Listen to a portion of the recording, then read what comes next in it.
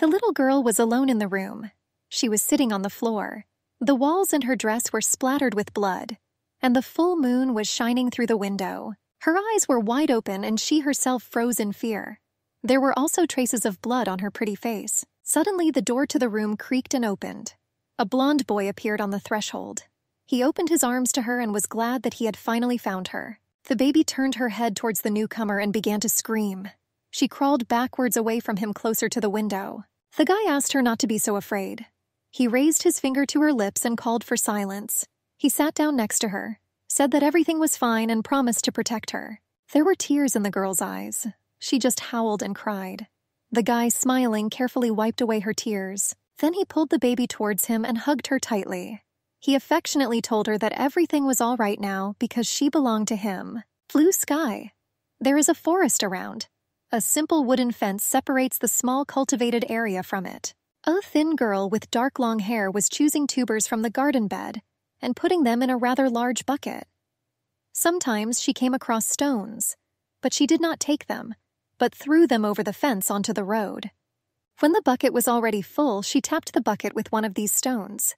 At this sound, a man in a wide-brimmed hat came out. He waved his hand at her, making some kind of sign. The fragile girl took the handle of the bucket with both hands and with effort tore it off the ground.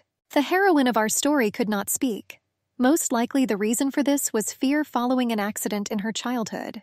She didn't remember that incident at all. She stood with a bucket of tubers and understood that she had to take it to the castle as soon as possible, and she needed to hurry. As she was dragging an oversized bucket along the road, a horseman caught up with her from behind. Stones flew in different directions from under the horse's hooves. The girl turned around at the sound of hooves. The horse was raised on its hind legs by the rider. Out of fright, she dropped the bucket and the tubers rolled along the road. The skinny girl fell to her knees. The rider asked her mockingly what was the matter. He laughed so much that she couldn't even scream. The girl tried to cry and scream. I tried to say words asking for forgiveness and regret, but nothing worked out for her. She held her throat and only opened her mouth. The blonde ordered the maid not to make a fool of herself. After all, she chatted beautifully with her brother Camille more than once. The guy got off his horse. He stood next to the mute maid. He said that he was the firstborn son of the Marquise Lafayette, and I didn't understand why the girl, like all the other servants, was so sympathetic to Camille, his younger brother. Everyone almost idolized the younger gentleman. The elder thought he was too frivolous because of this. He grabbed the thin woman by her long hair. The blonde held the girl by the hair and shouted in her ear that he was the heir here. He threatened her so that she would not dare ignore him, and he pulled her hair with even greater force. Kamal ran and called the girl by name. The eldest looked angrily over his shoulder at his brother and gritted his teeth. He told the idiot to get out of here. The eldest duke immediately mounted his horse and rode off into the distance. And the girl continued to sit dumbfoundedly on the road next to her with an overturned bucket and scattered root vegetables. The guy asked Yulia if she was okay. He rode up to her on a horse, got off, and stood next to her. He asked if her brother had time to hurt her. Camille touched her face with his hand, and then the girl was able to make at least a sound. She assured the gentleman that she was scared. The guy, smiling, said that she had nothing to be afraid of, so that she doesn't worry. He promised to always be by her side. He sat down next to her and stroked her head, and the skinny girl looked trustingly into those eyes full of kindness. There were tears in her eyes. She howled and sobbed. She said that thanks to him she remained safe, that he saved her, and for that she was grateful. The girl stood up, wiping her tears. She told the Duke that she had to go because she had a lot of work to do. The guy offered her his help. Julia categorically refused to accept his help. She insisted that he shouldn't have done this, and the guy was collecting root vegetables that had rolled along the road. Camille told the girl that he just wanted to be with her, and I wondered why it wasn't possible. Julia was all flushed but couldn't find anything to answer him. She shook her head, and the guy just smiled looking at her. The action took place in the Kingdom of Arcadia. In the blood of the royal dynasty, two ducal families, as well as in the family of marquises, who have served the crown since ancient times, flows the ability called arcana. Our heroine worked as a maid on the estate of the former Marquis Lafayette.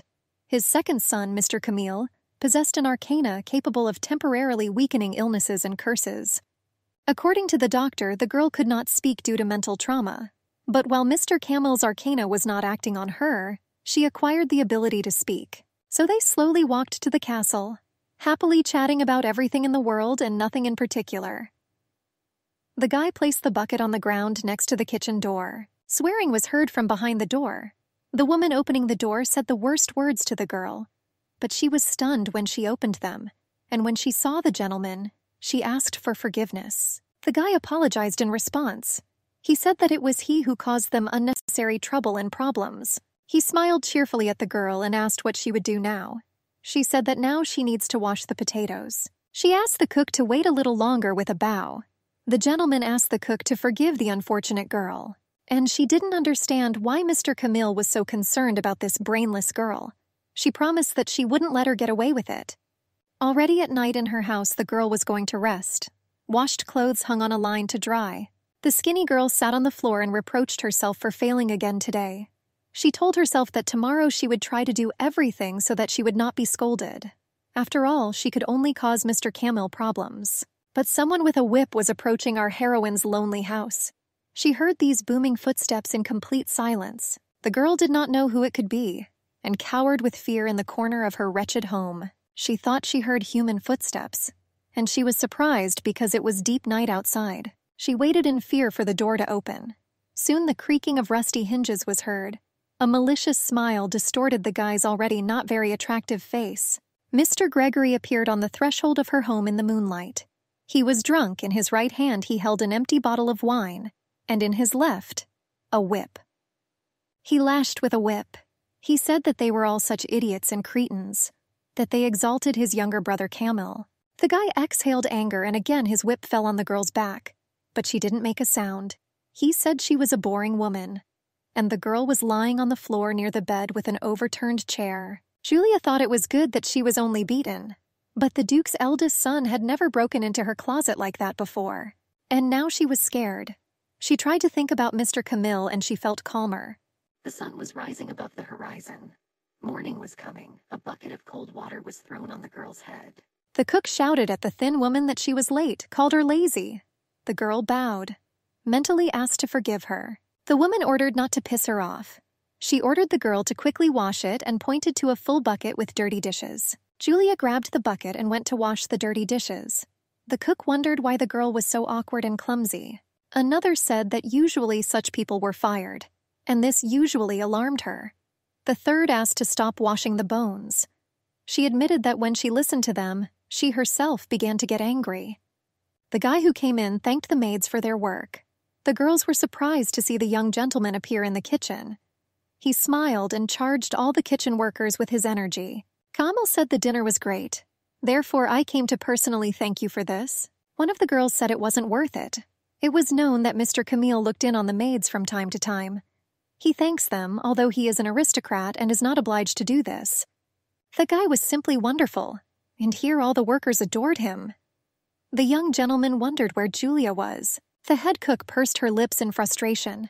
She couldn't understand why he wanted this girl. I couldn't believe that Mr. Camille could like her, but then she thought that he was interested in Julia because she could create a mess, that he didn't see her and became worried. The guy asked the cook to bake brioche for the girl. She hesitated. After all, she would bake as much as she wanted for Mr. Camille, but it was too much for this girl. She said that you should not waste butter and sugar on a maid.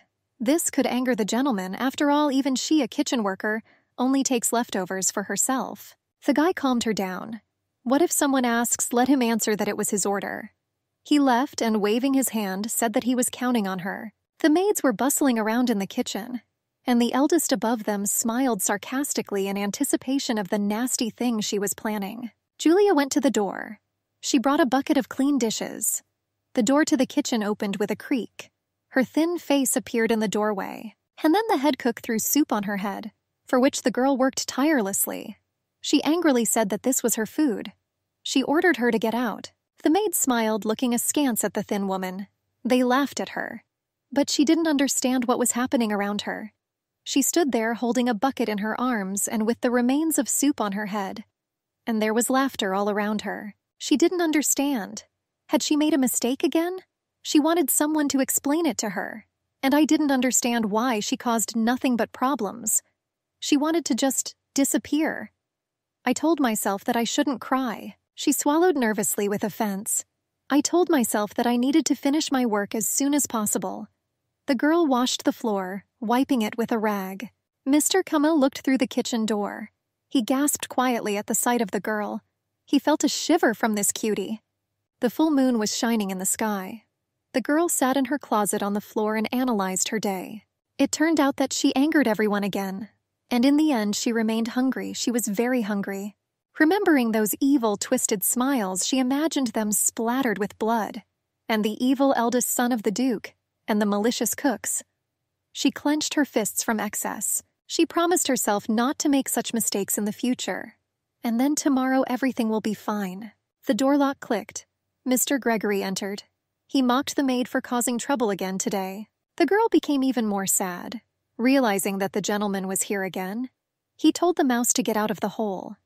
He promised, smiling evilly, that he would teach her how to do the right thing. He gave her a resounding slap in the face. Then he grabbed her tightly by the hair and threw her face down on the floor. The girl remained lying there. Then the guy took a bucket of water and poured it on her. The girl screamed and begged the gentleman to stop. But her voice did not betray a sound. Gregory asked if she wanted to chat with him. He accused that she and Camel simply conspired against him. And he asked how long they planned to make a fool out of him. He narrowed his eyes angrily. The mute girl sat on the floor all wet, shaking with fear and cold. Gregory swallowed nervously. He insisted that she was infuriating him and, kicking her, proudly walked away, leaving her lying alone on the cold floor of the closet. Julia was crying. She consoled herself that at least she was still alive, but she didn't understand why she even lived.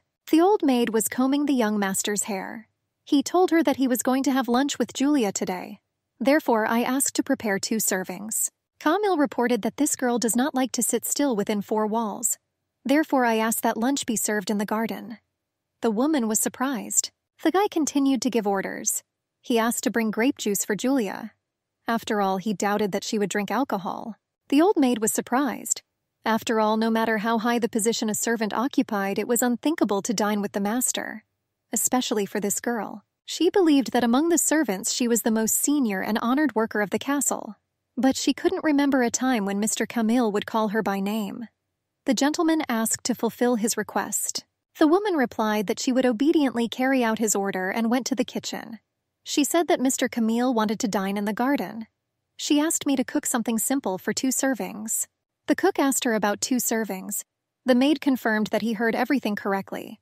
She explained that Mr. Kamil would have lunch with Yulia today. The guy was surprised, and the maid insisted that she didn't like it either. The head cook listened silently, clenching her teeth. She agreed that they served the masters for so many years, but they're not something to dine with, and they even disdained to call him by name. And it was not clear why this girl should enjoy privileges. The cook thought that that girl was simply pathetic to look at. After all, she doesn't understand anything and can't say a word. And Mr. Kamil simply felt sorry for her. The maid agreed with the cook's opinion, considering her to be right. But Mr. Kamil's order was undeniable. The cook ordered the others to continue working. And by the way, I was wondering where Julia had gone. The cook replied that it seemed the girl had to tidy up the pantry today. The cook had an idea. She walked towards the storage building. One of the door wings was open. Julia was just wiping off her sweat. She finally finished her work here, and I was going to take a short break for myself. The cook stood outside the door and angrily watched the girl from around the corner.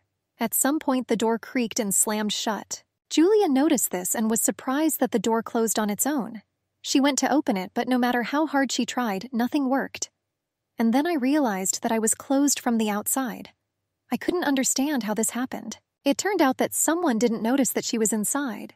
She also admitted that this could have been done on purpose, and the cook walked away from the pantry contentedly. Julia thought that now it's not so important how this happened, but she hoped that someone should have noticed her. She pounded on the doors with her fists as hard as she could. Booming sounds were heard throughout the area. Tired and with broken knuckles, the girl sat down under the door. All her efforts to draw attention to herself were in vain. She was sad that no one heard her, and all she could do was wait until someone came to take something from the pantry and opened the door. It could happen tomorrow or it could happen later. Tears began to fall from her eyes. The key clicked in the lock. Our heroine immediately jumped to her feet. Finally, light spilled into the storeroom from the street, blinding the girl's eyes, already accustomed to the darkness. The cook angrily asked the mute woman why she was hiding here. She wanted to answer that she was locked here and shook her head in response, unable to make a sound. The cook gave Yulia a resounding slap in the face, yelled at her that she was just a useless girl. She said that Mr. Camel himself invited her to lunch today. The girl held her cheek, which was burning from the blow. She looked confused, like she didn't understand what they were talking about. The woman yelled that she didn't have to pretend, and I was amazed at her behavior. Turning around, she said that after today's dinner, the girl should clean the table alone. She reminded me that the dishes needed to be washed, the cutlery cleaned, the ashes removed from the stove, and the floor cleaned. The cook told the girl to do all this alone, that she significantly spoiled Mr. Camille's mood and she got off too easily. Julia was surprised that Mr. Camel invited her to have lunch with him. After all, this has never happened before. But if they were telling the truth, then what she must have done was simply terrible. It was already night outside. The Duke's castle and the entire estate were illuminated with starlight. The girl was washing the floor with a mop. Suddenly, a young gentleman entered the door. He was surprised that she was working alone in the kitchen today and asked where everyone else had gone. The girl asked Mr. Camel for forgiveness. He couldn't understand why. Julia insisted that she did not know that he had invited her to have lunch with him. There were large tears in her eyes. The guy smiled back at her. He assured her that she didn't have to worry about it. I realized that she must have been very busy at that time. The girl denied being busy, and she tried to explain that she was locked in the closet, but he interrupted her without listening to the end. The guy consoled her, asked her to be quiet and not cry. He assured that no matter what her reason was, he still wasn't angry about it. Julia said that it was so kind of him, and Kamal didn't let me finish but simply hugged the skinny woman. He spoke comforting words to her and touched the top of her head with his lips. The guy looked at the girl and smiled. He admitted to himself that he liked her even when she was crying closed in the closet, and he was glad that he was not disgusted with Julia. Tears rolled down from the girl's eyes. She asked Mr. Camille why he was so kind to her. He stroked her head and thought she was cute. He called her by name, considering her only his. The sky was already turning scarlet. The guy asked the maid if she was working hard. She assured that everything was fine. She just couldn't speak and she had no one to talk to. Julia said that she only causes inconvenience to everyone, and for this she often has to apologize. Kamal offered to intervene in her life, but the girl was sure that she should not have bothered him. Julia insisted that she wanted to cope on her own. She was sure that all the people here were actually good. She was going to work harder and be useful, and she believed that she could not constantly rely on the help of Mr. Camille. The guy became serious. The guy asked the skinny girl not to say such sad things. His blonde hair was blown away by the wind in a long tail. Julia's face was surprised. She tried to ask the gentleman a question, but he silently drew her to him, hugging her. The horned moon only witnessed his caress. The guy told her quietly that he liked her. The girl found it strange. Camille assured that she herself noticed his attitude and feelings towards her. But Julia pushed him into the chest with her thin hand. She said that this couldn't be done. She reminded him that she was just a simple servant on the estate of his Duke father. The guy was deep in thought. He was surprised that she was bothered by the difference in their social status, and that he belonged to the noble Lafayette family. The guy reminded that he was only the second son, and he will not inherit either the title or the fortune of their family. Camille insisted that he had nothing but a noble name. Julia asked him not to say that. She assured Mr. Camille that he was a wonderful person. She talked about his kindness and care for a simple servant. The girl assured that he was dear not only to her, but to everyone in this estate. The guy thanked her. He said that he could not ask her to accept his feelings while he was in such a precarious position. Julia looked at the gentleman offended.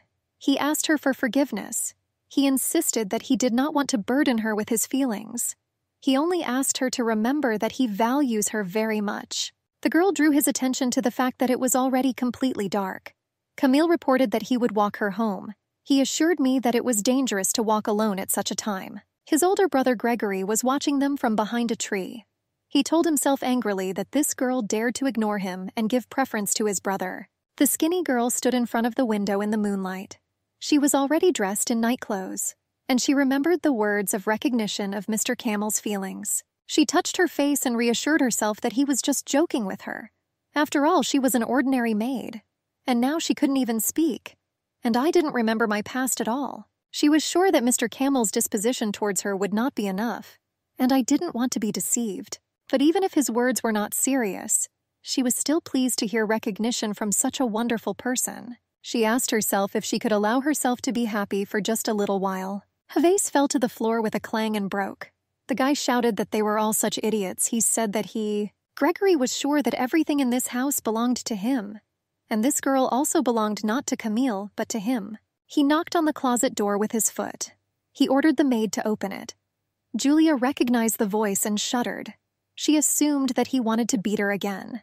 The guy appeared at the door, illuminated by the moonlight. The girl had a silent question on her face. It seemed to her that he looked somehow different today. Gregory narrowed his eyes.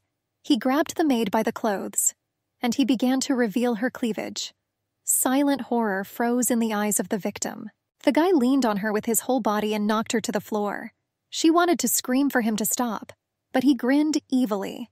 He assured her that he would make her remember who she belonged to. Gregory tried to tear off Julia's clothes. She begged him to stop, and hot tears flowed down her cheeks. The girl tried to scream. The guy's hands slowly slid down her waist as if burning her with fire. The eldest heir to the dukedom grinned, amazed that the girl was trying to resist. Even Yulia's unsuccessful attempts to free herself turned him on even more. He pressed her to the floor, as if the girl was some kind of thing to him. Hope faded in the girl's eyes, and tears flowed like a stream onto the bed linen. He began to talk about his status as an heir. He assured how untalented the girl was as a maid and made a dirty compliment to her tear-stained face. Promising to find a use for her sweet face, he tried to tear off her light dress with a sharp movement. She mentally begged the master to stop.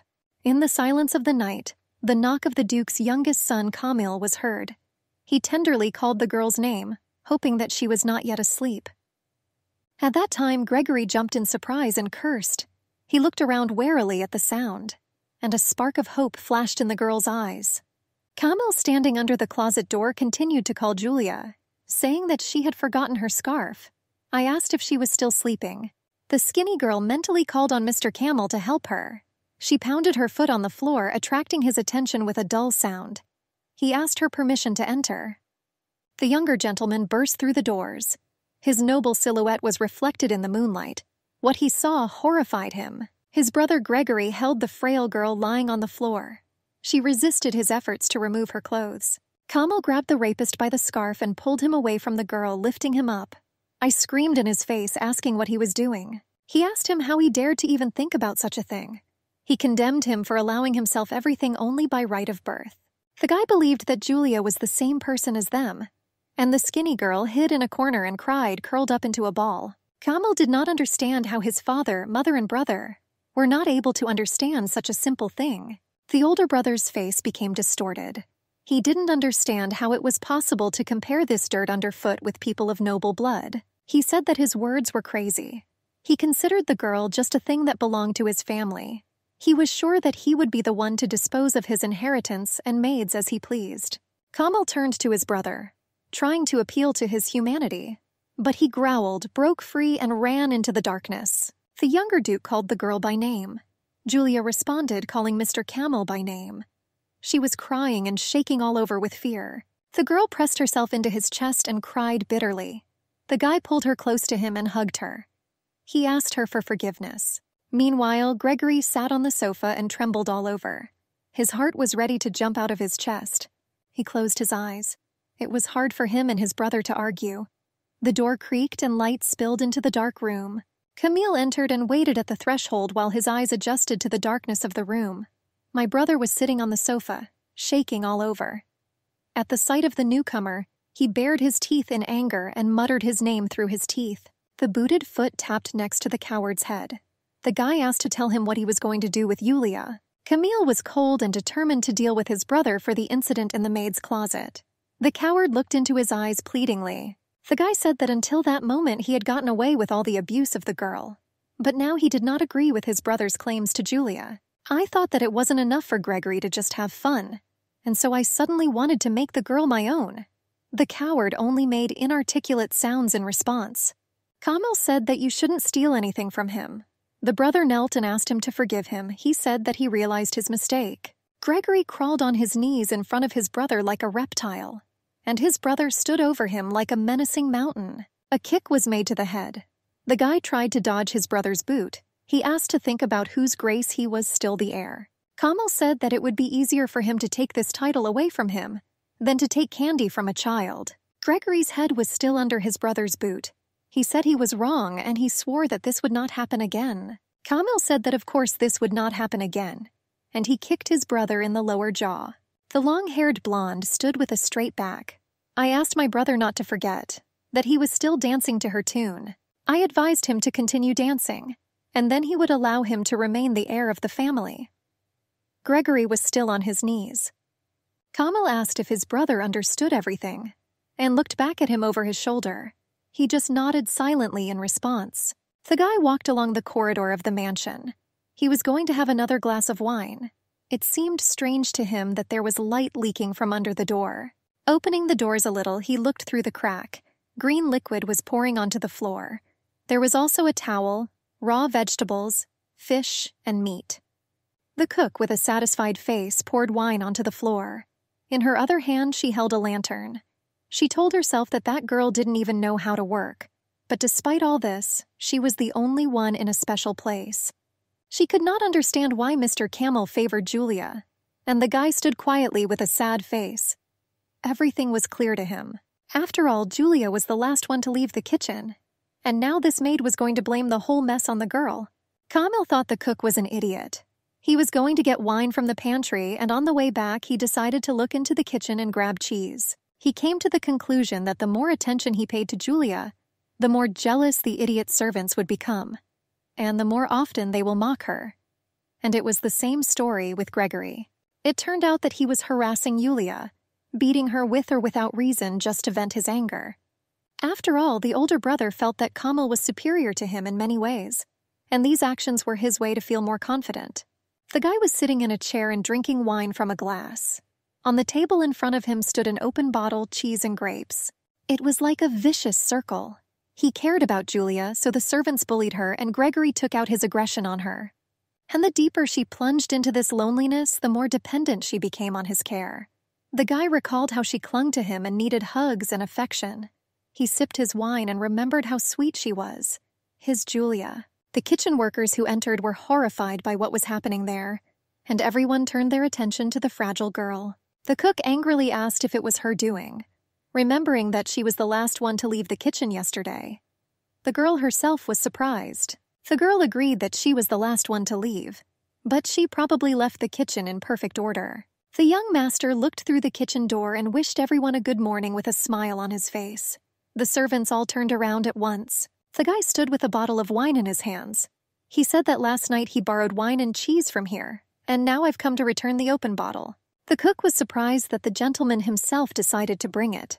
I assured him that he could ask the maids about it. Kamil was sure that there was only more work and everyone was busy. Besides, I wanted to invite Yulia to dinner. The guy looked through the servants deep into the kitchen, looking for the girl with his eyes. He asked if she had already come here. Seeing the mess on the floor, he pretended that he was seeing it for the first time, and asked what it was. The cook insisted that they themselves did not know. After all the kitchen workers just came here themselves. He told the gentleman that Yulia was the last one to leave the kitchen yesterday. The girl stood with a guilty and confused face. Camille was surprised, and she insisted that the mess was clearly not her doing. The cook asked how the gentleman knew this. The Duke's son answered that last night, when he looked for cheese, there was not a speck of dust here. I assumed that Julia had already finished work by that time and left. Kamil was sure that something was going to happen later. Perhaps someone got in here and deliberately created this mess here. He admitted the idea that someone maliciously wanted to frame Yulia, who was the last to leave here. And this someone clearly hated her. The cook pressed her lips tightly and looked away to the side. Our heroine stood sad. Camille assured that they had no time to look for the culprit, and I thought it would be bad if breakfast was delayed. He assumed that his mother could swear. The servants unanimously agreed with him, and the guy rolled up his sleeves and assured them that he would also help them clean up. The cook tried to dissuade the gentleman. Camille admitted that he was not particularly good at cooking, but he could cope with cleaning. He picked up dirty towels from the floor. He said that he would wash them first, Julia looked at the gentleman pleadingly, but he held the once white towel tightly. He assured her with a smile that everything was fine. He insisted that he knew very well that it was not she who did it. The girl knew that she was not the one who made the mess and spread the dirt in the kitchen, but she still believed that the blame for what happened lay with her. It turned out that she was the one who made someone hate her so much, but she could not understand why. While everyone was angry with her, Monsieur Camille remained so kind to her. The guy invited her to clean up together. Julia mentally asked Mr. Camille to forgive her for being so spoiled, and the cook looked angrily at the sweet couple. Her trick didn't work, and she clenched her teeth tightly in anger. Camille noticed these sidelong glances at the girl. He knew very well who arranged this, but didn't tell her anything. He thought that this idiot would be very easy to control. Julia was wiping the kitchen floor dry. Then she carried the large barrel out of the room. She said she had already caused enough inconvenience for everyone. She was soaking dirty towels for washing. She told herself that Mr. Camel was very indulgent to her. Julia believed that this could not continue. I told myself that I had to work even harder. She hung up the white towels and wiped the sweat from her brow. The girl remembered the words of confession of feelings, and this made her feel good. For these words alone, she will try her best. And the angry one looked after the skinny one. Mr. Camille was drinking tea. He asked the head maid where he could buy clothes for a girl from a non-noble family. The woman asked again and wondered why he needed this. The guy clarified that we are not talking about a festive outfit or a work uniform. He was interested in what ordinary girls wear on weekends. The maid, surprised, asked if the master was going to give clothes to that stupid girl. She reminded the guy that he was the son of the Marquis Lafayette, and it was not proper for him to show special attention to some maid just because he felt sorry for her. Kamal was sure that the girl was the same person as himself, and if he should look down on Julia just because of her background, this means he should have changed his attitude towards his interlocutor. After all, just because she had a certain power over all the maids of the estate, at the same time she did not cease to remain a maid. The woman stood there like a schoolgirl being reprimanded. The guy took the maid's hand. He said that, however, he himself had never hired servants to handle furniture. And from now on, I didn't want to think differently. Camille realized that the woman cared about him more than about herself, and he couldn't admit the idea that she was somehow worse than himself. The maid tried to object to the master, but he interrupted her. He insisted that he just wanted to be polite to those around him. He wondered why his father, mother, and brother could not understand this. He said that he was counting on at least her understanding. The woman looked ashamed. The guy suddenly took his senior maid by the hand. She was surprised by Mr. Camille's affection, and he gallantly kissed her hand like a knight showing honor to a noble lady. He said that he had been taking care of Julia lately because he saw that she was having a hard time. But the nanny was dearer to him than anyone else. A teapot and 2 porcelain cups were placed on the table. The woman thought about the master's words. She realized, of course, that he was always too kind, but his words today confused her a lot. The woman even blushed from such thoughts. But then she turned around. She said that you need to control yourself. And it was time to return to work. The cook came in. She asked for forgiveness. The head maid asked her what happened. The girl asked permission to meet with the mistress. She claimed that she needed to tell her something. The woman was surprised that the cook could tell the Marquise such a thing. She said that the kitchen worker couldn't just run to her mistress right away. She advised her to first contact her boss. The girl assured that this concerned Mr. Camille, and in another case she would have turned to the boss. She assured that in any other case she would have done so. But now she must be sure that the mistress will know about everything. After all, Mr. Camille will most likely prefer to remain silent out of his kindness. The woman carefully asked what was the matter. The maid hesitated, searching for words. She claimed that that worthless girl forced Mr. Camille to help her with cleaning the kitchen. It was simply outrageous. It was amazing that the son of the Marquis Lafayette cleaned the kitchen himself. The maid said that this was unacceptable. She will not allow Mr. Camille to be insulted in this way. An arrogant woman with tightly compressed lips and an eternally dissatisfied look entered the kitchen. The cook and 2 cooks were surprised by her unexpected appearance in the service room, where usually only servants were present, and the gentlemen did not deign to show their noses here. The cooks greeted the lady in surprise. They asked how they could serve her. The lady was accompanied by a pleased cook and a senior maid. The Marquise screamed in rage, ordering that this dirty mongrel Julia be brought to her immediately. The cook stammered and accepted the order. Then a thin girl came in. All the servants stared at her with angry looks. The guy roughly grabbed the fragile girl tightly by the hand and dragged her. He told the lady that he had found Julia. The girl was also surprised by the appearance of the Marquise here, and she tensed, not understanding what they wanted from her. The woman ordered the offending maid to be taken away from here. The servant answered her obediently. The man soon dragged Julia by the hand. She had no idea about the reason and had no idea what she was about to experience. The servants in the kitchen were all noticeably despondent, and only the cook who started all this grinned maliciously. Kamil was sitting at the table and reading a book.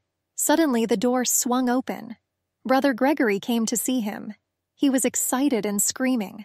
The guy asked why he was yelling like that. I was surprised that he didn't even know how to knock. Gregory yelled, "Trouble! Julia!" A man's hand rose with a whip and pointed it at the girl's thin back. There was a click and another scarlet stripe cut into the tender flesh forever. There were tears in our heroine's eyes.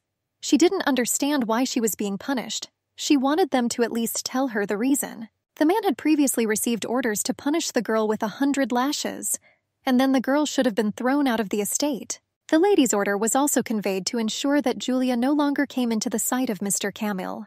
But the girl didn't know all this and wondered. One man told another of the servants that he would leave everything to him, and he ordered not to even think about feeling sorry for the offender. The skinny girl lay exhausted on a pile of prickly straw. She was worried that she would never see Mr. Kamil again, and that was the worst thing for her. This sent another whip through her heart. The Marquise sat and sedately sipped tea from a porcelain cup. A guy stood in front of her, her youngest son. She asked if he knew why she called him.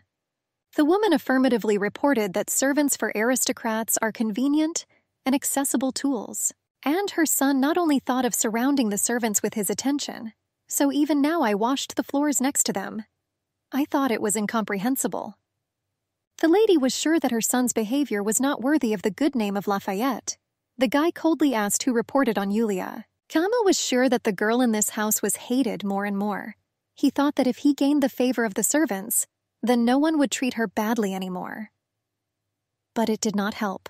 The guy asked his mother to forgive him. He promised her that he would be more careful in future. His mother answered him rudely, telling him to get out of her sight. Kamil answered her timidly and obediently. He realized that he could not yet get rid of his mother so easily, and he will have to curry favor with her for some time. And in such a situation, he didn't know how he could keep an eye on Julia at the same time. There was a choice to use servants or Gregory. He did not want to allow him and Julia to be separated. A guy in ragged clothes was sitting under the wall when a covered wagon arrived. The man pulled the fragile girl out by the leg. There was a dull sound of a falling body. The carriage drove away, disappearing into the darkness, and Yulia, still conscious, remained lying on the road. She mentally asked not to leave her here alone. She tried to figure out what to do now. After all, she was aware that it was clearly dangerous to stay here. Julia decided to hide somewhere. She found the strength to get up and hobbled to find a safer place, but she didn't know where to go. Her legs were shaking. She wanted to call someone for help, but she couldn't. Her back, cut by the whip, was bleeding. Tears streamed down her cheeks. She mentally asked Mr. Kamil to come to her aid. A carriage drawn by a pair of noble animals was passing along a cobbled street. The horse's hooves clopped rhythmically. The guy abruptly stopped the carriage when a girl suddenly jumped out into the street. The gentleman got out of the carriage and asked in a dissatisfied tone why they stopped so abruptly. The coachman asked for forgiveness and explained that a man just ran out onto the road. A tall brunette in a military uniform and coat went to take a closer look and saw a skinny woman lying unconscious on the stone slabs of the road. It was a girl with long dark hair and simple and shabby clothes. Her blouse was stained with blood on the back. The noble gentleman was horrified. He took the light body into his arms. The coachman reported that there were slums nearby, and he assumed that the girl could be from there. The gentleman joined his guesses. The girl's back was still bleeding, and fresh marks remained on the man's hand. He couldn't understand that this could happen to her, and he decided to take the girl to the estate. Kamil was surprised when he learned from the maid that Julia had been driven away. After all, he thought that she was just being punished, and that's all. The woman with a guilty look said that the mistress ordered the girl to be whipped and then expelled from the estate. She told that shameless woman rightly so. After all, this girl clearly forgot her place. It was outrageous to force the gentleman to help clean the kitchen. The guy's face was tense. He grabbed the maid by the throat and pressed her against the wall. The woman was wheezing. She could not breathe. Camille threatened that if she did not return Julia back to him, he promised to kill her for it. The maid gasped in fear and began to wring her hands. The guy believed that Julia's world began with him and ended with him, and there should be nothing in it except itself. He wondered what would happen when the girl saw life outside the estate, and he was ready to go after her this very minute, but did not want to incur the wrath of his mother. And it turned out that, on the one hand, if he started searching for Julia right now, the implementation of his plan would have to be suspended. On the other hand, while he hesitated, someone else might have suspected something was wrong, and he couldn't allow that to happen. The woman dared to ask Mr. Camille why he was killing himself so much for the sake of that maid, but the guy was already opening the doors. He only briefly said that this girl belongs only to him. The waning moon was shining in the night sky. The eldest son of the Marquise walked resolutely with a whip in his hands. Having caught up with the servant, he asked who carried out the order to punish the maid Julia. His face was twisted with anger. The man asked again. Gregory said that there was no one else but him and narrowed his eyes angrily. He was sure that he had beaten and thrown out the maid Julia from the estate. The guy swung at the servant in rage. The man answered, stuttering, but was interrupted by the blow that fell on him. Again and again blows rained down on the servant's back. His white shirt was stained with scarlet blood. The ducal son was pleased with the result. He said that if the servant doesn't want to die, then send the girl back quickly. The man turned over his shoulder. He tried to argue that the mistress ordered and he could not disobey her. But Gregory was adamant. The Marquise's son was silent. He took out his anger with a strong kick to the servant's already lashed back. Gregory sat down next to the servant. In his hands, he clutched the handle of a whip. His face was like the grin of a predator. He was sure that the servant knew exactly where the girl was thrown out and advised him to play on it. And if anyone asks where he left it, he suggested answering that the gentleman have it on Gregory. And he believed that there could not have been a worse punishment. And he was sure that if he answered like that, no one would blame him. The tall trees of the garden looked more like an impenetrable forest. The weather was clear and sunny. Our heroine opened her eyes and sat up in bed. Everything around her was foreign and unfamiliar before. She tried to understand what happened to her and where she was now. While she was wondering what kind of place this was, a young man entered. He smiled friendly at the girl. I was glad that she was finally awake. Julia didn't know who this man was. A tall brunette with sharp but sweet features, he was clearly of noble blood. He asked how the girl was feeling, and after a pause he was very surprised. The girl only now realized that the stranger did not know that she could not speak. The man asked about her muteness. Julia nodded. He asked if she could write, but she just shook her head negatively in response.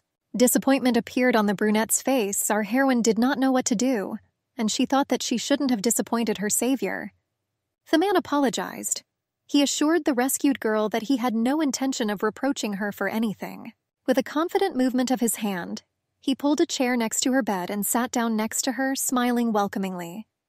I asked her permission to introduce myself first. Julia concluded for herself that this man clearly had a high position in society, and I thought that he sat next to me out of politeness. The owner of the estate said that his name was Glenn de Westris, and that he bears the title of Duke of their country.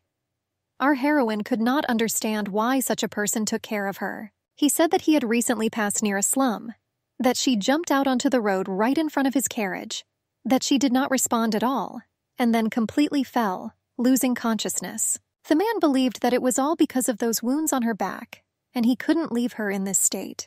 So I decided to take it with me to the mansion. Glenn said that she lay unconscious for 3 days. He was sure her back still hurt, and asked how she was feeling. The girl thought that everything was fine now, but could not answer. The man insisted that she shouldn't have been shy. He warned that the doctor would come soon, but before that he wanted to ask her a few questions. But since the girl could not speak or write, what could she do? And Glenn rubbed his chin in thought. It wasn't that there was no way at all, but he didn't want to use it. The man thought that first she needed to refresh herself, and soon a tray with warm soup and cutlery was ready. The maid bowed and smiled and said that since the girl had not eaten for several days, she advised her not to rush, but to chew slowly and monitor the sensations. The skinny woman folded her hands as if for prayer and sank into herself. In front of her was a tray with a plate, spoon, and napkin. Glenn looked at this in surprise. The girl slowly brought spoon after spoon of soup to her mouth. The man noticed her manners. It couldn't be said that they were perfect, but it was clearly noticeable that she knew about etiquette. Meanwhile, our heroine was wiping her mouth with a napkin, and he was surprised how a girl from the slums could be well-mannered and so sophisticated.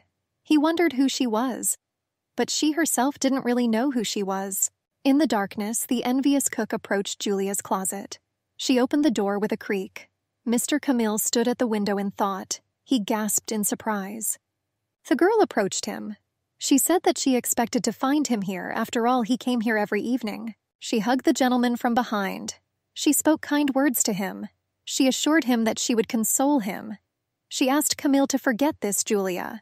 That girl and she too are just servants in the Lafayette house, and their lives are controlled by the gentleman. But the guy's face was gloomy. The cook assured that the master had the right to do whatever he wanted with her. The guy answered, "Okay." He assured that he would do so. And with a sharp swing, he struck the girl in the face with his hand. A second later, the envious woman was sitting on the floor, and blood was dripping from her broken nose onto the floor. Confusion was written all over her face. Camille insisted that it was she who reported it. He said that he didn't know her name, but he remembered that ugly face well. He put his foot on the cook's shoulder. She covered her head protectively. There was a powerful blow again. Camille assured that he was not going to forget Julia, and it is not for the servant to tell him what he should do. His foot was on the maid's head. He assured that such an ugly person as she did not dare to tell the master who to forget. Camille called her disgusting, throwing another kick. Blood splattered on the floor and walls. He shouted that Julia was his and only his. Soon the guy walked through the doors into the night under the light of the full moon, and the envious cook remained motionless on the floor of that closet. Camille asked into the darkness where his Julia was now. He quietly called her name. The young maid was horrified by what she saw, and the doctor just chuckled busily under his breath. The bare back of the rescued girl was visible to their eyes. On it, scarlet inflamed scars were visible from the lash. The doctor asked the girl to turn her front towards him and open her mouth. He asked her to tell him something, but she just silently opened her mouth like a fish. The man said that everything was clear to him. He said that he was already done for today. He recommended thoroughly rubbing in the prescribed ointment and not forgetting about the bandages. He advised her not to overexert herself too much. The girl bowed thanks and at the same time accepted his advice. Soon the door slammed behind the doctor. Glenn asked the doctor his opinion about the health and wounds of his charge. He said that deep scars would most likely remain on his back, and very unpleasant ones at that. However, no bones, muscles, or nerves were damaged, and in everyday life her injuries should not have manifested themselves in any way. The Duke was saddened and leaned his back against the wall. The doctor continued. As for the girl's voice, it didn't seem like the problem was related to the vocal cords, and he assumed that this could be a consequence of mental trauma or fear. But in this case, he could not help in any way, because the case was also old and neglected. Glenn was deep in thought. A man in glasses and a white coat suggested that this girl did not grow up in the slums, and the Duke added that he also noticed this himself, that there was no rudeness in her demeanor, and he would even say that she behaved with some dignity, that you don't see this with those who grew up in the slums. The doctor assumed that the girl could have simply been left there, after those brutal wounds were inflicted on her back. Glenn realized that this girl still had a place to return home to, but then he thought that if she was left in the slums, it was unlikely that they would be waiting for her at home. He remembered how the girl called him brother. She complained that he never told her his name, and she invited him to come again. He offered her tea and asked if she liked sweet scones. Her sweet face was forever etched in her memory, and now it seemed simply impossible to meet her again. A week later, when Glenn entered the girl's room, he was simply dumbfounded by what he saw. The girl was wiping the glass of the windows, and the window frame now simply sparkled clean. He reproachfully asked her what she was doing. The girl looked back at the man with caution. She fell at his feet. Glenn assured that he had no intention of being angry with her, but he believed that she did not have to work. Our heroine looked up at him. She didn't even think that he was angry, but she believed that servants should always bow to their masters even in the presence of aristocrats. Glenn assured that if she was injured, then she should not have strained herself and cleaned the room. But the skinny woman believed that she had already caused so much trouble for the man. That's why I wanted to help at least with what I could. And then she felt absolutely healthy. And she began to wave her arms, demonstrating her activity. Seeing that they were not listening to him, Glenn grabbed the girl in his arms. She didn't expect this at all. And then his face was so close to hers. The man carried the skinny woman onto the bed. He said it was too early for her to leave the room and put him to bed. He reproached her. He asked how she was going to recover if she didn't follow the doctor's orders. Glenn assured that until the doctor himself gave her permission, it was worth listening to lie down and rest properly. His finger poked her nose instructively and gently. The man's appearance was menacing, and his gestures were feigningly harsh. But the girl began to show with gestures that she needed something to write on. The man guessed, but asked her about it. The girl nodded in response. Glenn asked what she suddenly remembered and was a little intrigued himself. He took a notepad and an ink pen from the table. Soon our heroine, sitting on the bed, was already drawing something on paper. Glenn looked over her shoulder curiously. It was a bird. Only for some reason she has two heads. Then it dawned on the man. He guessed that it was a double-headed eagle. The girl nodded contentedly in response, confirming the correctness of his guess. The next guess was that his ward was from the house of the Marquis of Lafayette. The girl nodded again to the man, smiling. Some kind of devilry was coming out. The Marquis of Lafayette values purity of blood and position in society most of all. He was incredibly proud of his pedigree, which began simultaneously with the founding of the Kingdom of Arcadia. And it was easy to understand that he despised those below him and simply flattered those above him. He was a powerful man in his own right. His wife was a cruel woman. The couple considered the workers of their estate only tools, and if the gentleman didn't like something, then they could whip the maid without hesitation right at the royal ball. There was a bottle of wine and a glass on the table, and several pieces of cheese on the plate. The Duke recalled that the Marquises seemed to have several children. However, they never appeared in society. He reasoned that in any case, the offspring of the Lafayette couple should have a character to match their parents. And if this girl worked in that Marquise's house, then up until that moment she was treated cruelly. His ward was even touched by the fact that she was being treated, and that she was being fed. She tried to work despite the painful wounds on her back. It turned out that the thin woman was flogged, and then thrown into the slums as punishment in the hope that she would not survive here at all. The man thought that if the girl was tormented so much, then why was she so glad to hear the name Lafayette? Her look seemed to say, I want to come back as soon as possible. This nonsense could not fit into Glenn's head. He wanted to know what this girl was thinking about, and he was sorry that they could not understand each other. He looked at his hand longingly. A plate was thrown onto the floor and it shattered into fragments with a clang. The woman asked herself how long he would fool her. She covered her face with her hands and cried. The boy silently entered the room. He tried to close the doors behind him just as quietly when he left. When he walked along the corridor with a girl, he asked her, "Why does his mother cry all the time? And why doesn't Dad come home?" The boy had tears in his eyes. Suzanne answered the young master that her father was a worthless man, that he was not fulfilling the duties of a duke, and he easily spent all his money on women and gambling. His mother tried with all her might to draw her husband's attention to his family and children, but it was no use, and the crying woman only cursed his mistresses. The boy asked why neither his father nor his mother came to see and visit him. The girl said that the young master himself would understand everything when he grew up a little. He began to cry, and Suzanne hugged him and gently said that he had her and everything would be fine. The boy agreed to this at least and thanked the girl for her understanding and care. Suzanne was one of his father's mistresses, but the boy managed to become attached to her and love her with all his heart. But she told his mother about his father's adventures, driving her even more into despair, and she told his father about how cruelly his mother treated her son. And thus the girl fueled mistrust in the gentleman towards his wife.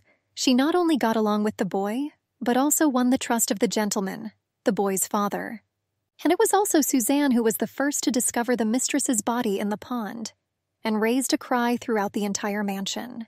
And thus Suzanne, having removed the obstacle, was finally able to achieve her goal. Soon she became the Duke's wife officially. It turned out that the girl never really cared about Glenn. For her, he was just a tool for gaining power. He concluded that all people were disgusting, that they are willing to do anything to get what they want. Therefore, Glenn has not used his lasso since the day it appeared. He only had to look into a person's soul to see its ugliness. And now the man was afraid to be disappointed in this girl too. After all, her real intentions were unknown to him. And if he uses his ability and finds out that this cutie is essentially no different from Suzanne, that she is just as two-faced, will he be able to bear it? Glenn could have easily found out the intentions of the girl he saved, but he was afraid. Suddenly, she turns out to be just like Suzanne, two-faced. Julia struggled to carry a mountain of clean plates. The man called out to her sharply. He began to reproach her for taking up work again, and Julia was now putting clean linen on the closet shelf. Glenn grabbed her, wrapped her in a sheet, and carried her. He said that she did not obey the order to rest. The skinny girl sat obediently like a doll on the bed, unable to move in the sheet. Glenn took off his gloves. He understood that the girl simply could not sit in one place. He still decided to use the lasso. Otherwise, the girl will clearly simply overstrain herself from working hard. The man looked into the eyes of his ward. He wanted to know at least a little more about her. His palm rested on the girl's head.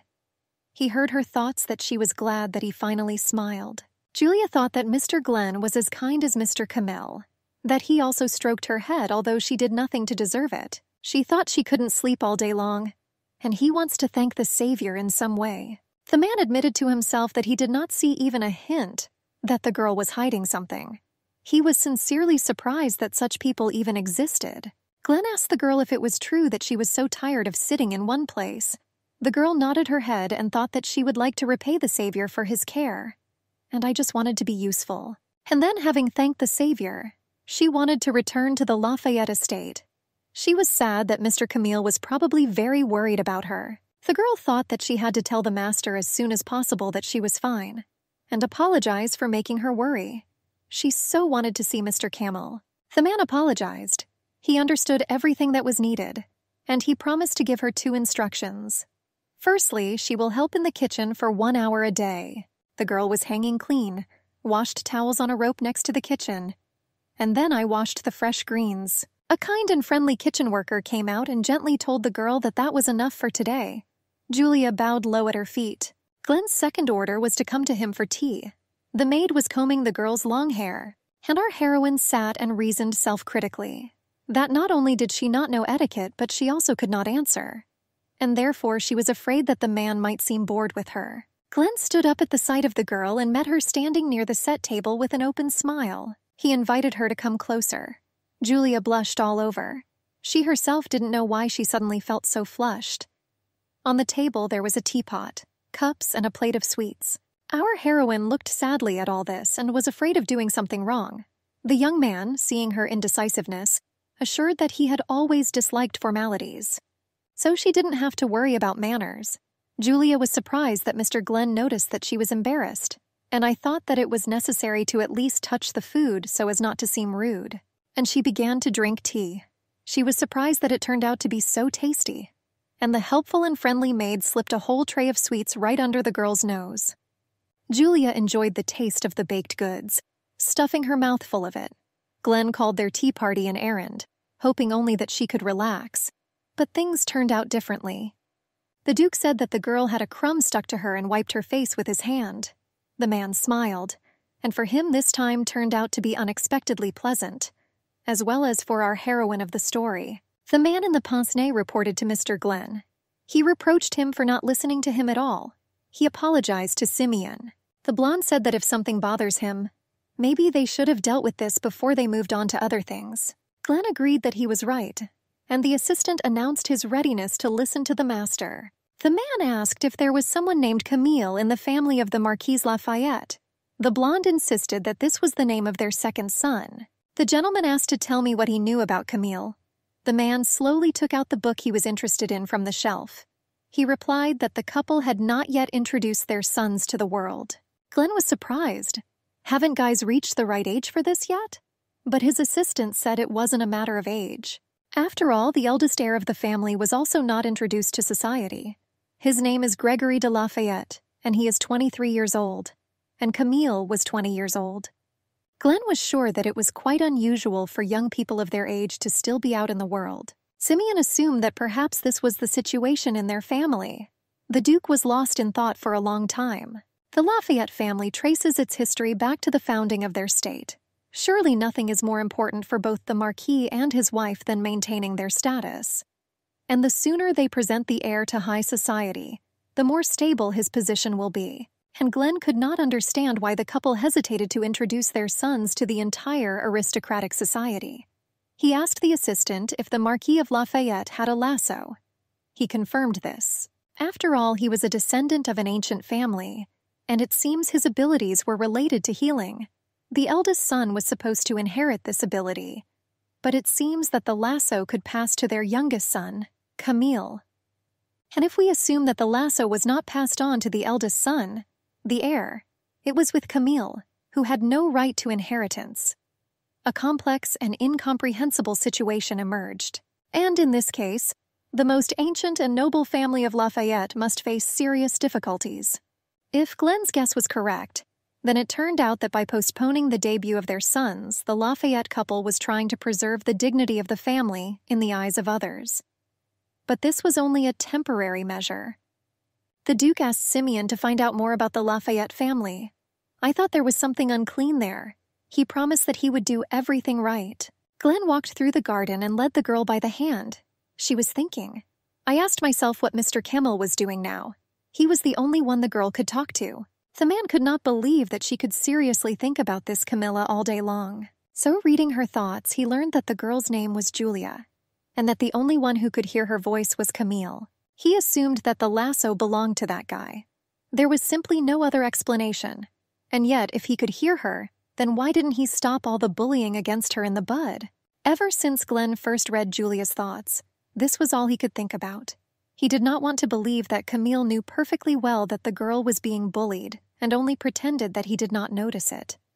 Glenn also suggested that Camille himself deprived the girl of the opportunity to speak. He walked next to her and touched her, stroking her head. And she only dreamed of returning to Mr. Camille as soon as possible. The man was aware that his ward herself wanted to return to her former master in that damned house. And as soon as she recovered, he would have to let her go. But there was no way he was going to do that. After all, he did not want the girl to be hurt again, but wanted to protect her. He dreamed so much that she would not remember Camille with such warmth. But him. The man touched her hand unobtrusively. Julia looked into the eyes of her savior, and he understood that he could also hear her voice. But he was afraid that if she found out that he read her thoughts whenever he wanted, she might hate him. The guy in the hood carried a lit lantern in his hand and went down the stairs. The door he opened creaked. In the room where this door led, books were scattered on the floor and cryptograms were drawn in the middle.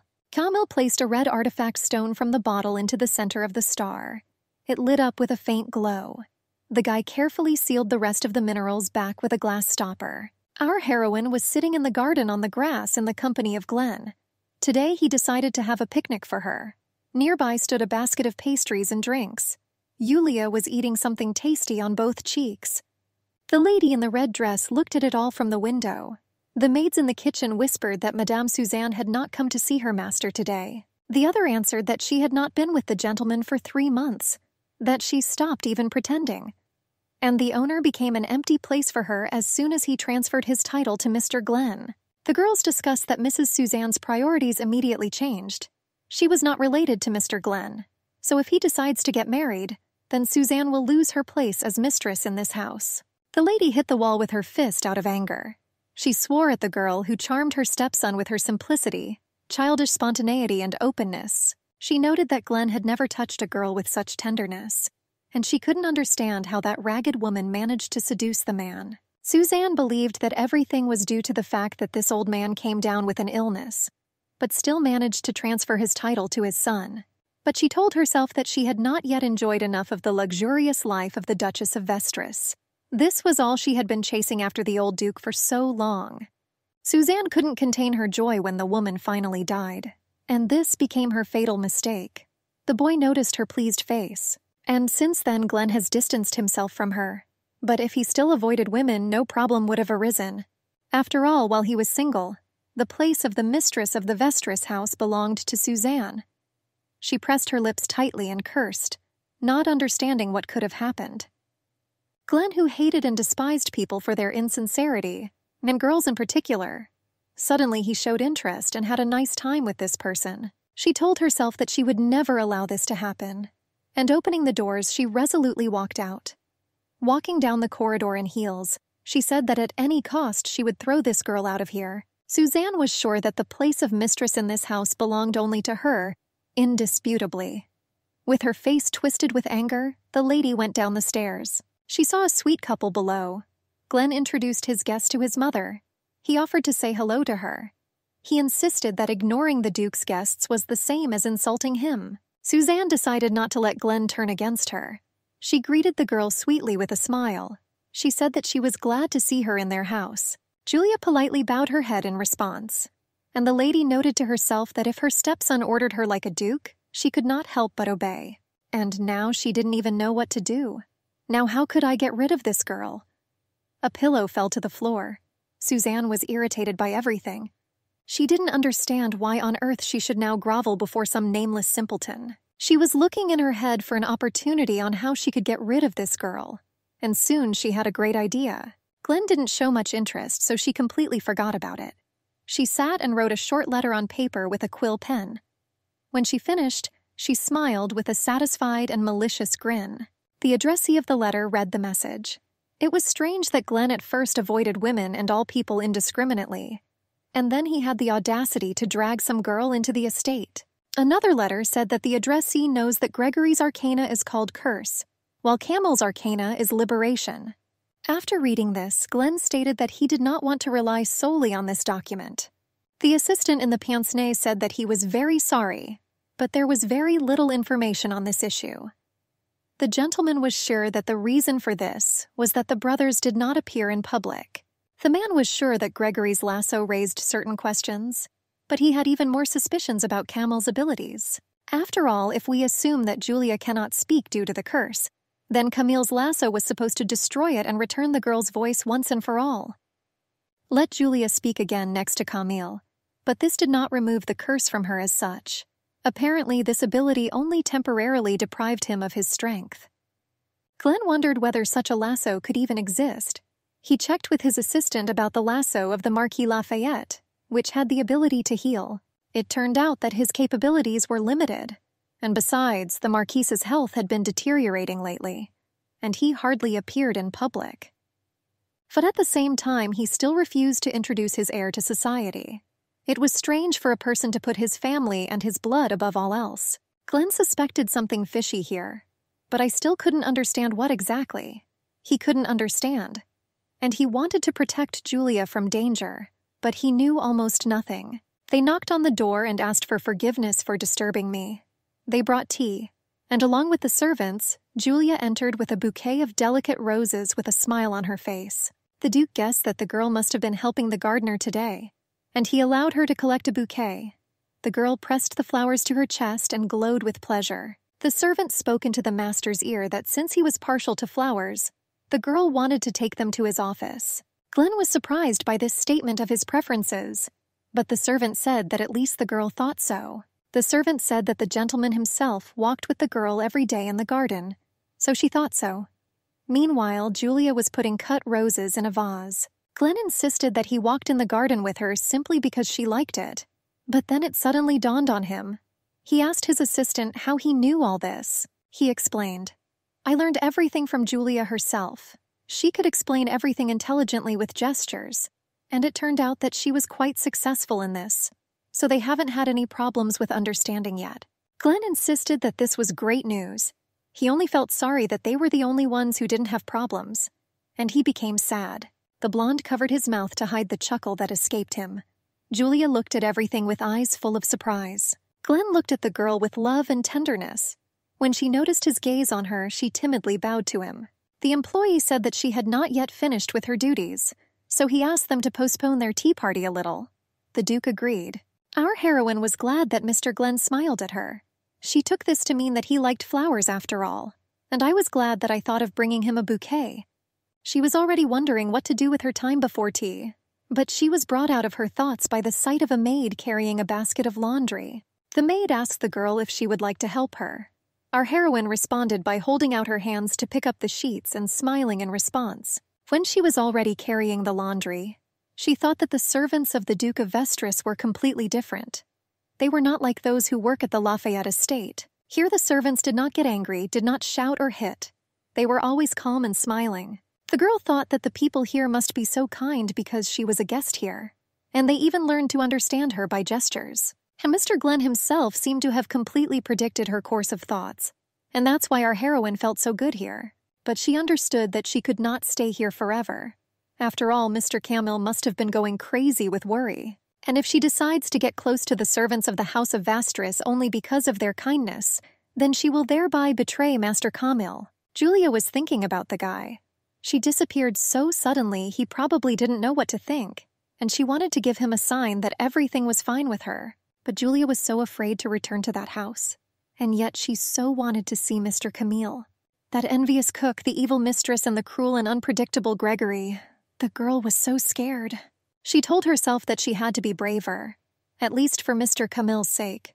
After all, he cared so much about her, and even those confessions of his feelings. Julia sat on the garden path and was deep in thought. But then a girl in a chic blue dress approached her and addressed her insultingly, calling her a mongrel. The pink-haired FIFA imperiously asked Julia if she was the mongrel that Glenn picked up.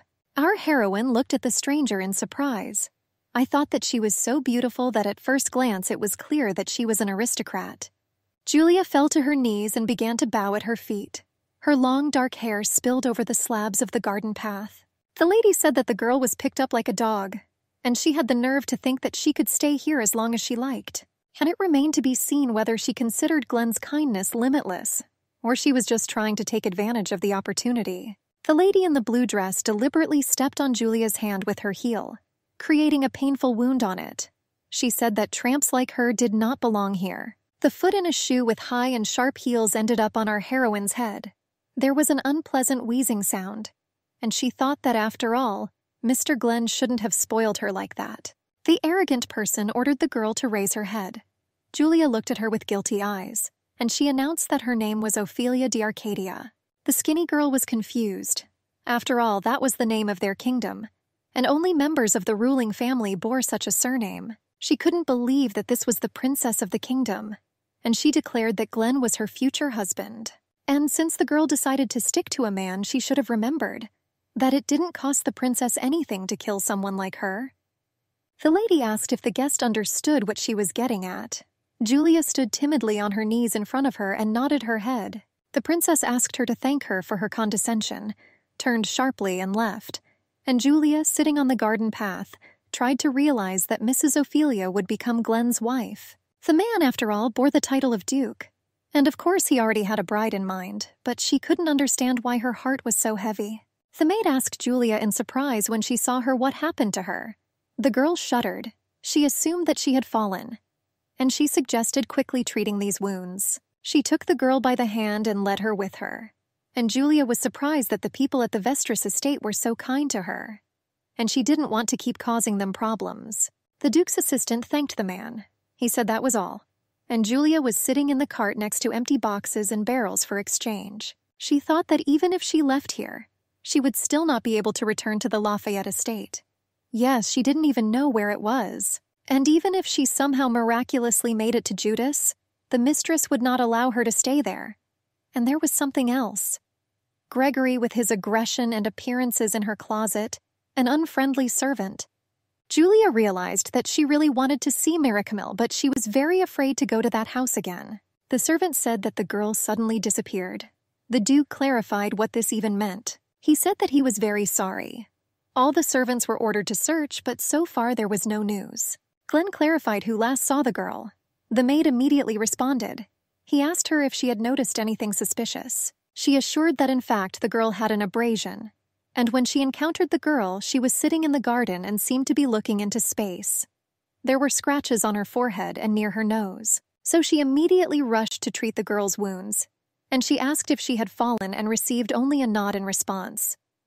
But the thing was that it all seemed strange. After all, if she fell, she could really hurt her face, but the back of her hand was also damaged. It was impossible to get such a wound from a fall. Her hand seemed to be crushed under the heel of a woman's shoe. Glenn thought about it. This could not have been the work of the stepmother. After all, he was now a duke. and she would not risk going openly against his will. But today Ophelia unexpectedly showed up to visit him without an invitation or any apparent reason. And now she was already capable of doing anything. And it turned out that it was because of her that Julia decided to leave the estate. The covered wagon was parked in a dark alley. The lanterns on the houses illuminated it poorly. The girl looked out carefully and decided to climb out. She looked around cautiously. Ambiguous sounds were heard from around the corner. Curiosity made her look there. There, a couple in an erotic pose received pleasure from the proximity of their bodies. Julia quickly turned around, scared that she might have been noticed. The girl was surprised how they could think of making love right on the street. She began to run away without looking back wherever her eyes looked. But at some point she ran into an unfamiliar man. He called out to her and ordered her to watch where she was going from now on. Julia tried to communicate with him using gestures. The man did not understand anything from her gestures. He was surprised that there were young people here too. Silent horror froze in the girl's eyes. He said that this is how he went to the brothel, and did not sleep with whores from the street. It infuriated him that they were always so grimy. The stranger grabbed Julia by the elbow and ordered her to obediently go with him. The girl was amazed that he thought such a thing about her. But then a familiar voice called her name. The man was clearly familiar to her, but there was unusual anxiety and aggression in that voice. She pressed herself against the wall. There was a powerful impact sound and blood sprayed out. Tears appeared in Julia's eyes. Camille stood before her in the starlight. Another man on horseback rode through the streets of the city on horseback. He wondered where the girl could have gone. It was the same Duke of Glen Westeros. His hair was tousled, his lips were compressed, and his gaze was anxious. Meanwhile, Camille was glad that he had found Julia. She looked into his eyes devotedly, not believing her happiness. The guy insisted that he was looking for her like that.